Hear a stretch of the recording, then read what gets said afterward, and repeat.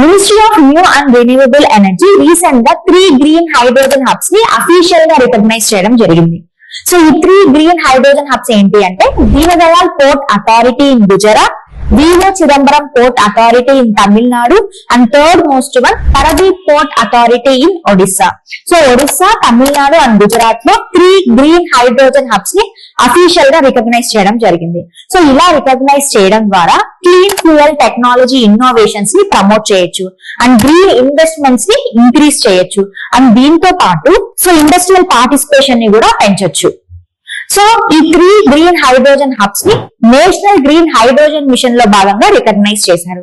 అయితే national green hydrogen mission ని union government ఎప్పుడు అనౌన్స్ చేసింది? 2023 జాన్ లో యూనియన్ గవర్నమెంట్ ఈ మిషన్ ని అనౌన్స్ చేయడం జరిగింది. సో దీని యొక్క ఆబ్జెక్టివ్ ఏంటి అంటే ఇండియాని ఓవరాల్ గా గ్లోబల్ లెవెల్లో గ్రీన్ హైడ్రోజన్ యూసేజ్ లో గానీ, ప్రొడక్షన్ లో గానీ అండ్ ఎక్స్పోర్ట్ లో గానీ గ్లోబల్ హబ్ గా దీన్ని తీర్చిదిద్దడం. అండ్ దీని యొక్క టార్గెట్ ఏంటి అంటే సో ఎవ్రీ ఇయర్ 2030 కంతా కూడా every year 5 million metric tons of green hydrogen ని ప్రొడ్యూస్ చేయడం.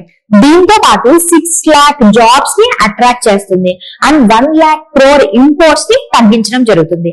ఇది గ్రీన్ హైడ్రోజన్ మిషన్ యొక్క టార్గెట్స్.